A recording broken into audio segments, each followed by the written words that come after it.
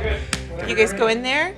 Okay. Okay, you're going to go be Go quiet. over there and be quiet. Super quiet, okay? Go be quiet. Super quiet. Hey friends, Caleb and Hilary here, coming to you from the farm. And as we close out 2019 and kick off 2020, we just wanted to mention one last thing that has been on our hearts that we feel like God has been teaching us as we have looked back at this year, and that is generosity. Just want to bring it back to the forefront because it's so critical and important to us growing personally. There is a ceiling on our personal development and spiritual growth if we are not being generous. Now, generosity looks different for everybody, depending on where God has you, what season of life, what you have, but generosity is critical for all of us. Anytime someone had an encounter with Jesus, they walked away more generous. Anytime someone is walking in step with God's Spirit, they just become more generous people. Their math is all screwed up. They give back 4 times as much as they took. They sell their stuff and they give to those in need. They just stop worrying about what's theirs and what's that and taking mine and getting mine. There's a posture that just shifts. And we move from gripping with a death grip on the stuff that we think is ours and what we've worked so hard for, and we release, we open our hands. And when we open our hands, not only are we generous with others, but we're inviting God to keep on blessing us. We're able to receive at the same time. Generosity is so important. And so we are giving not only to Spirit Farm, but we are also giving other places because that's what we feel like God is telling us to do.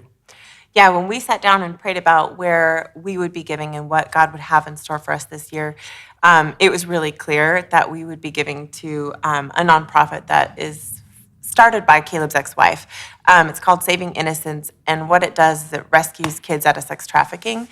But for us, it's even bigger than the nonprofit. We feel like God's calling us to give to this ministry in a way of partnering with restoration and reconciliation. And we want to be a part of that story, and we love what God is doing inside of our friendship there. So that is where we will be giving. And I love partnering with God and doing something a little upside down and unexpected. And I love that He's calling us to give there this year.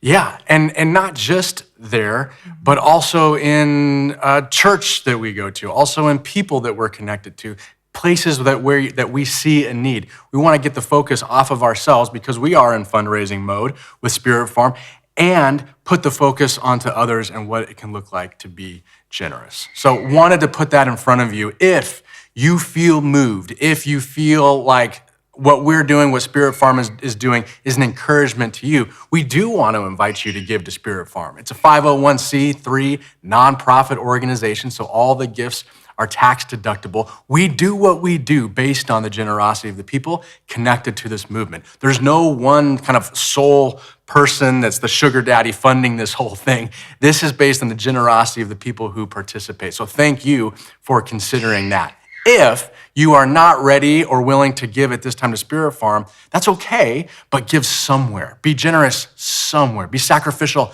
somewhere. You just want to open your heart to that. It's better this way.